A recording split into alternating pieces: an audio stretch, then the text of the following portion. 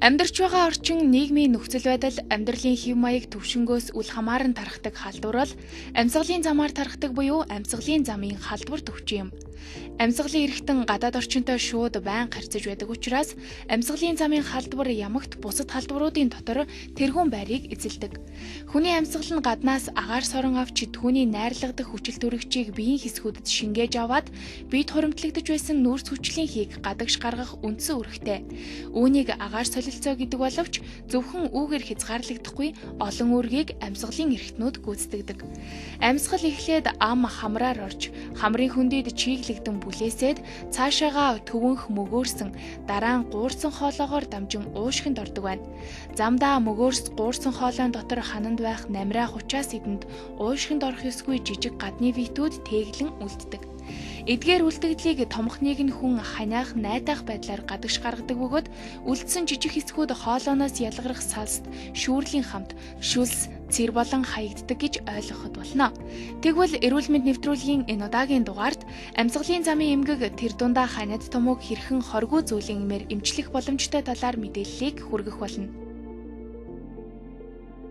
Ханиад томоо буюу амьсгалын замын зочмог халдвар тэмгэх нь бол бусад амьсгалын замын өвчнүүдийн бол суур өвчин болох хандлагатай байдаг. За учир нь ханиад томог бүрэн төгс эмчилгээгүй тохиолдолд бол гуурсан хоолойн зочмог өрөвсөл, за цаашлаад гуурсан хоолой архаг өрөвсөл, за бүр цаашлаад уушгины хатгалаа өвчин бол хүндрэх юм аюултай байдаг. За тэгэхээр ханиад томны үед бол 3-5 хоногийн дотор зөв зохистой эмчилгээг хийж чадах юм бол бүрэн төгс эмчлэх бүрэн боломжтой юм аа. Амьсгалын замын өвчний үед ханиаж найтаагаад нус цэр илүү гоожод байдаг нь гадны биет нэн амьсгалын замд илүүтэй хуримтлагдсан бас түүнээс болж мөгөөрсөн хоолой өрөвссөн намраах учраас эдэн байнгын намрах хөдөлгөөнөө алдсан зэрэгтэй нь холбоотой байдаг. Ханиад томуугаар амархан өвчлөдөг бүлэг бол бага насны хүүхэд. Тэгвэл яагаад бага насны хүүхэд амьсгалын замын эмгэгт илүү амархан өртдөг вэ? За тэр тундаа бол насанд хүрэгчд болон хүүхдийн хувьд бол амьсгалын замын өвчнөр өвдөх магадлал нь бол бас харилцаа өөр байдаг. Ялангуяа бага насны хүүхдүүд дээр бол ханиад томоор өвчлөх нь илүү байдаг. Тэдгээр хүүхдийн бие физиологийн антаа онцлогтой бол шууд холбоотой байгаа. За тэгэхээр хүүхдэд бол яг амьсгалын замын эрхтнүүд маань бол бүрэн төгс хөгжөөгүй байдагтай холбоотойгоор хүүхдүүд маань маш амархан ханиад том өрдөг. За тэгэхээр хамгийн эхлээд жишээлбэл авал хамар байгаа. За хамар бол эзлэхний хувьд бол бага. За хөндийнүүд нь бүрэн төгс гүйцэд хөгжөөгүй. Дээрээс нь дархлааны эрхтнүүд буюу дархлаа тогтолцоо маань бүрэн гүйцэд хөгжөөгүйтэй холбоотойгоор хүүхдүүд маань маш амархан ханиад том хүрдэг байгаа. Ханиах найтайх нь нэг талаасаа хүний биеийн өвчин эмгэгийг эсэргүүцэж байгаагийн илрэл юм. Гэхдээ эмчилгээ хийхгүй удснаас гуурсан хоолойн ханы эсүүд үйл ажиллагаагаа гүйцэтгэх чадваргүй эсүүдээр солигдож сорвжих, удаан хугацаагаар үргэлжилдэг цэртэй ханиалгалттай архаг өвчин болон даамжирдаг. Хүүхдэд хамгаалах тогтолцоо бүрэн хөгжөөгүй, хамар жижиг богин, мөгөөрсөн хоолой юулуур хэлбэртэй нарийн байдгаас болж амархан өрөвсөж нарийсж амьсгалыг нь хүндрүүлдэг. Түүнчлэн бодисын солилцоо эрчимтэй явагддгаас хүчил төрөгчийн хэрэгцээ насанд хүрэгчдийнхээс илүү байдаг учраас амархан амьсгалын дутагдалд ордог байна.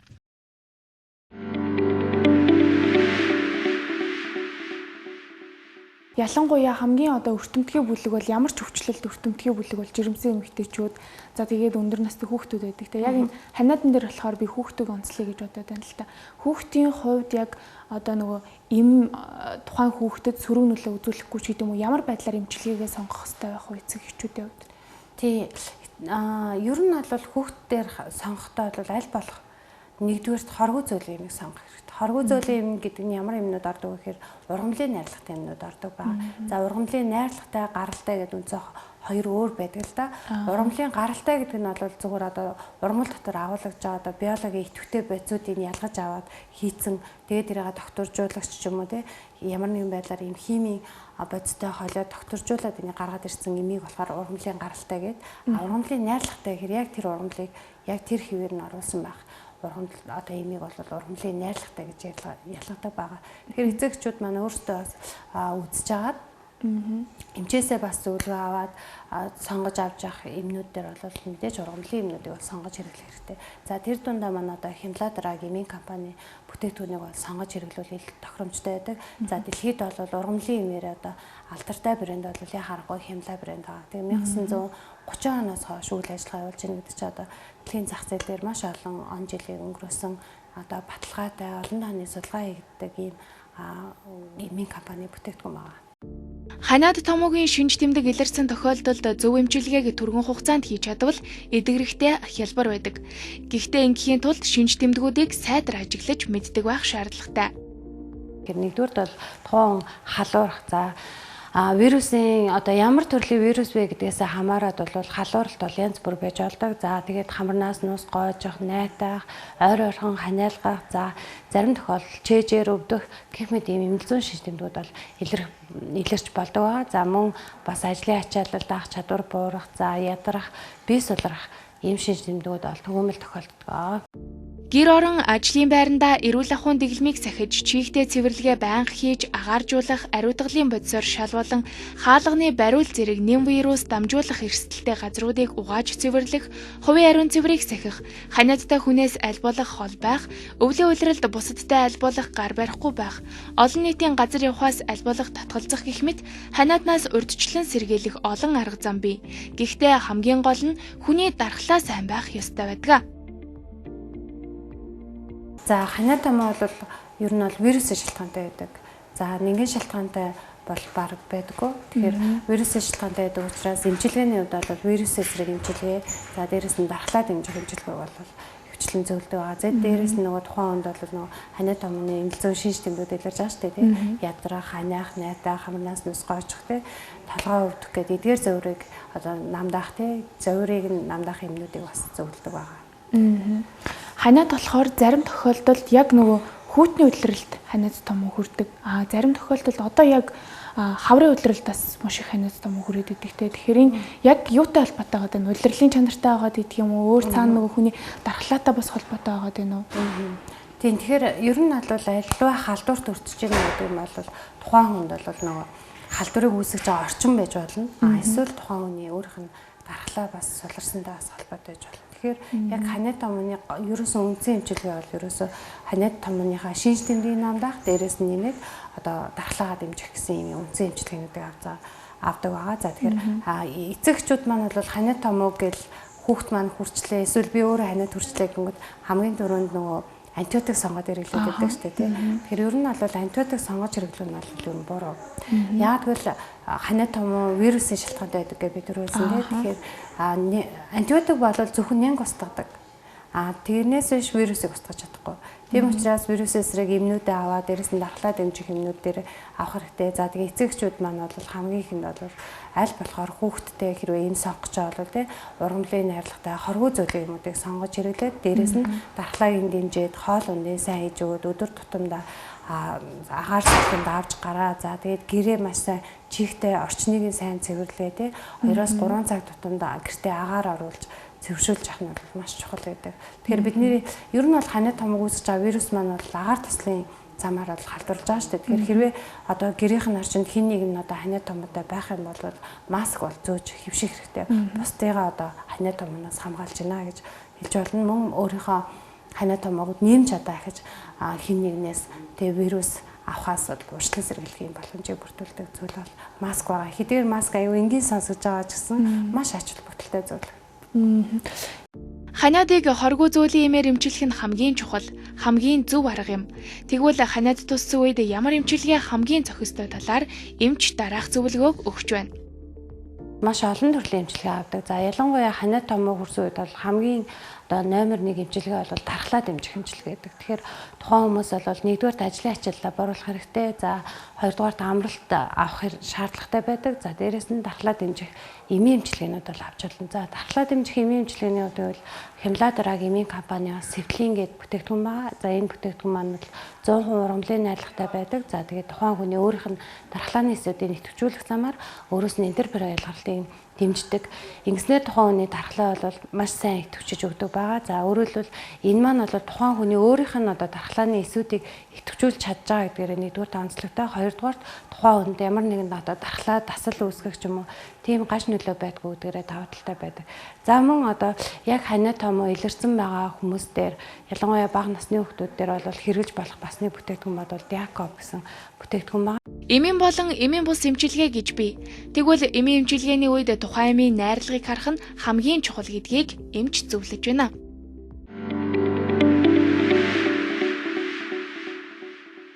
Диакоп гэдэг эмийн бүтээгдэхүүн маань бол мөн л 100% ургамлын найрлагатай. За удаан хугацаар уусан тохиолдолд ямар нэгэн гаж нөлөө илэрдэггүй. За мөн олон тооны судалгаагаар батлагдсан гэдэг ийм давуу талтай юм бүтээгдэхүүн байнамаа.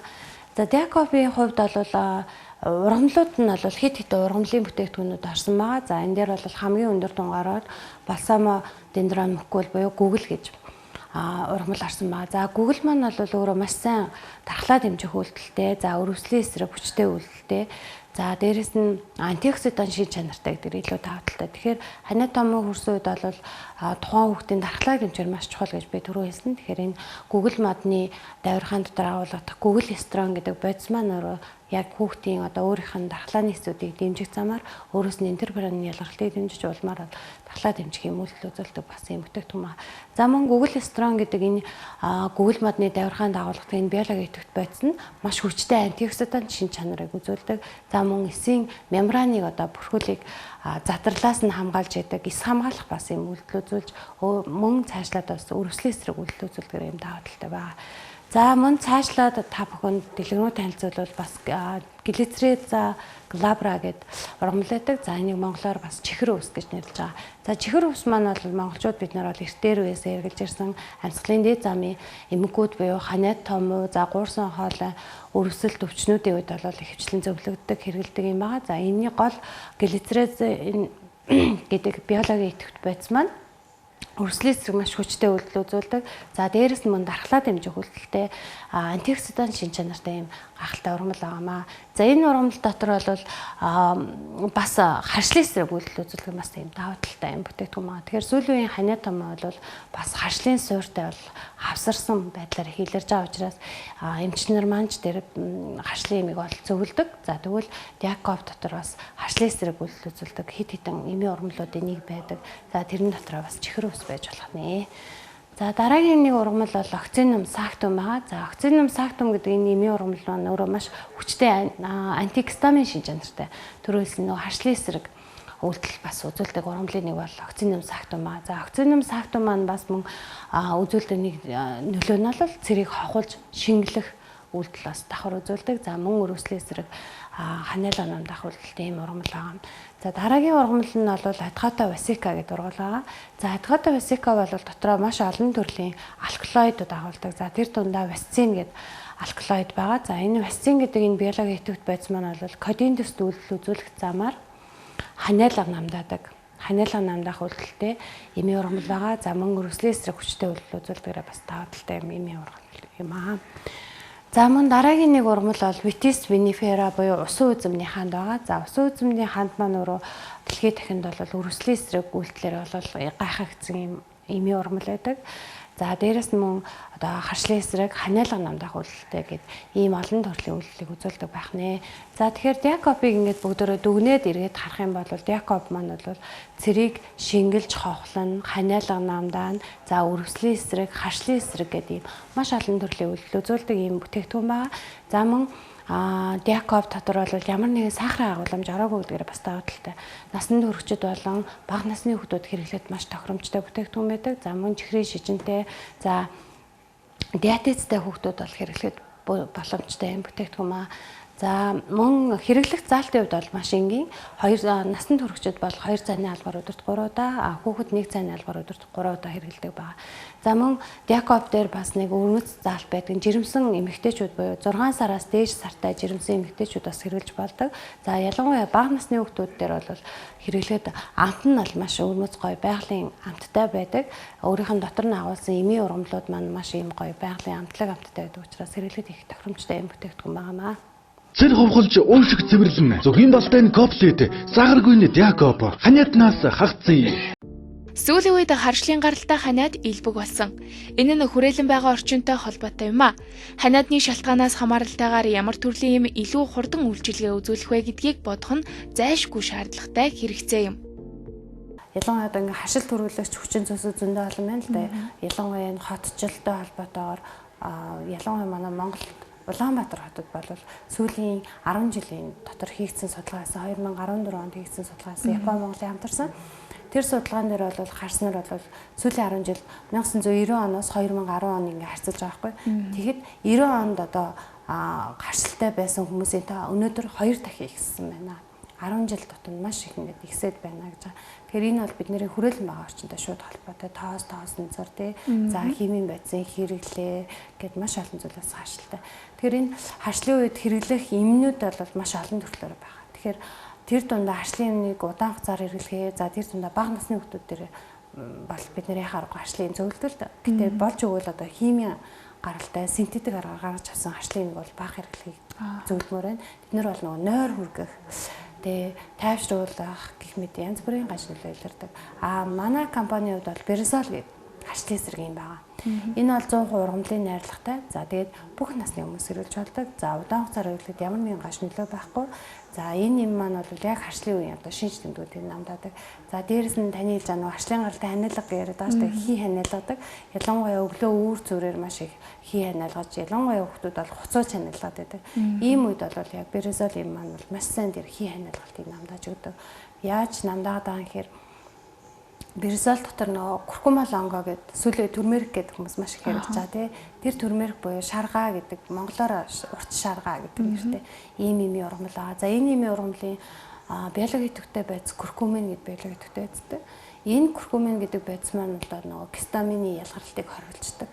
Ингэснээр нөгөө гистамин гэдэг байц маань ялгархан болжгод тухайн хүүхдүүд хий ханиалга, хамарнаас нүс гоожих, найтах, нүд цахнах гэдэг энэ харшлын шийдвэрүүдийг намдаачдаг.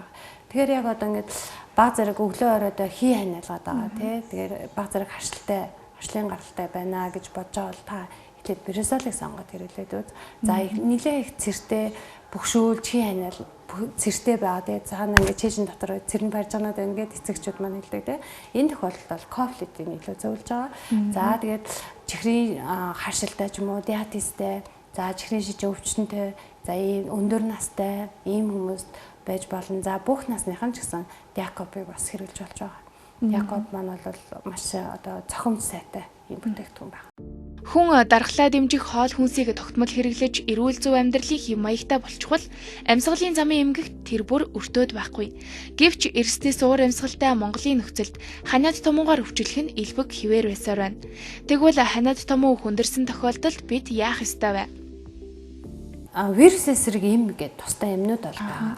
За тэгэхээр нэлээ эмнэлзэн шинж тэмдэг их одоо хүнд байгаа тий 39-40 эм хүртэл халуураад байгаа. Ийм тохиолдлуудаар яхаарахгүй вирус эсрэг хүчтэй эмнүүдийг бол эмчийн завраар хэрэглэнэ. Тэрийг бол дур мэдэж бол хэрэглэсний хэрэггүй гэж зөвлөмөр байна. За тэгээд яг одоо зах зээл дээр ингээд зарагдж байгаа эмнүүд бол одоо янз бүрийн ханиадны эмнүүд байгаа л да. Гэтэ та бүхэн ингээд бас үзэгчд маань ч гэсэн бас анхаарал авчих нэг зүйл бол аливаа юмны одоо худалдааны нэршил гэж байдаг. Олон улсын нэршил гэж байдаг. Тэгэхээр олон улсын нэршлиг нь харах юм бол тий айгуу чухал. Одоо ингээд янз бүрийн нэртэй эмнүүд байлаа гэхэд ханиадны эмнүүд гэдэг одоо Мексапуло, Мексагрип, за тэгээд Трапло, Тайлолхот гэх эднэрийг бид нэр ханиадны эм гэж боддог шүү дээ. Гэтэл эдгээр эмнүүд бол яг ингээд найрлагын та харж болно. Тэгвэл найрлагын дотор ингээд парацетамол гэж байж байгаа. Энэ парацетамол гэдэг үг чинь бол олон улсын нэршил болоо явж байгаа байхгүй. Тэгээд дотор нь ингээд ургам пенилприн гидрохлорид ч юм ингээд доторх найрлагууд ингээд та бүхэн ингээд яг ингээд хэмнүүлээд харах юм бол маш ижилхэн найрлагатай. Ихэнх ханиад томооны гэсэн эмнүүдийн найрлагын 60-аас 70% нь парацетамол, тэгээ витамин С, тэгээ дээрээс нэмээд Б-ийн төрлийн витамин зарим тохиолдолд оролцсон ч байдаг. За тэгээд зарим тохиолдолд нэг хамрын одоо нусны гоожилтыг багасгах үйлдэлтэй хамрын састыг агшаах үйлдэлтэй тийм үү ургамлууд эмнүүд орсон байдаг. Тийм тэгэхээр зарим хүмүүс андуураад олныг хочдог байхгүй юу? Одоо жишээ нь яг ижилхэн найрлагатай мөртлөө нэр нь өөр байж болно шүү дээ. Худалдааных нэр нь өөр байхаар ижил өөр юмнууд гэж бодоод уучдаг. Тэнгүүд мэдээж энэ чинь эмийн байцал юм чинь тунгийн илүүдэл гэдэг юм гараад ирэхээр зарим тохиолдолд гаж нөлөө үүсч болдог. Тийм учраас үзэгчд маань бас энэ худалдааны нэршил байна уу, найрлага нь ижилхэн байна уу, үгүй байна уу гэдэг ингээд тулгаад харах хэрэгтэй. Бүх юмнууд маань одоо орос хэл дээр ядаж бичигдсэн байгаа. Тэ монгол хэлээр бичигдэг юм аа гэхэд бид нар бол орсоор ингээд харахад бол ядаж ижилхэн нэр байна уугүй байна гэдгийг нь бол харах боломжтой байдаг. Тэн дээр бас сайн анхаараасай гэж би айгүйх бодож явдаг л да. Тийм байна. Яг бид нар бол харахгүй шууд эмийн санчаас ороод ханиадны юм гэхээр нэг юм санал болгон тэрийг нь авчдаг. Тэгэхээр нөгөө энэ өмнө би нэмийг уусан энэ надад үйлчлэхгүй байна. Дахиад өөр юм санал болгож ивэл дахиад магадгүй нэр нь өөр мөртлөө доторх найрлага нь байж болох тийм болохоор яг хөө эдгээр юмнуудыг хэрэглэж болно. Эдгээр юмнууд мэдээж одоо парацетамол халуун буруулна тий, витамин С болохоор бага зэрэг дархлаад дэмжин судасны навчимхий чанарыг бууруулна гэдэг ийм үйлдэлүүд бол үзүүлэх замаар ханиадны яг нөгөө шинж тэмдгүүдийг бол бууруулж байгаа. Гэтэ эдгээр юмнуудыг бас бид нар маш болгоомжтой хэрэглэх хэрэгтэй. Удаан хугацаар бас хэрэглэсний хэрэггүй гаж нөлөөтэй байдаг. Тэгэхээр ерөөсөө хэрэглэгчд бидний ерөөсөө хамгийн том эхний сонголт бол ерөөсөө л яхаар гурвамлын найрлагатай нэг сонгож хэрэглэх юм бол илүү зөв сонголт болно. Өөрт нь бас илүү гаж нөлөө байхгүй гэдгээр бас таадаг л та. Ханиад томог эмчлэхдээ хүндрээгүй тохиолдолд гэрээр эмчилгээ хийх боломжтой. Гэхдээ гэрээр эмчилгээ хийхдээ эрүүл мэндийн мэдлэг тутамгаас өвчнөө хөндрүүлэх эрсдэл маш олон бий. Ханиадыг бол харьцангуй хүндрэхээс өмнө гэрээр эмчлэх боломжтой өвчлөл эмгэгтэй. Тэгэхээр яг ханиадны үед гэрээр эмчлэхдээ юун дээр анхаарах хэрэгтэй вэ?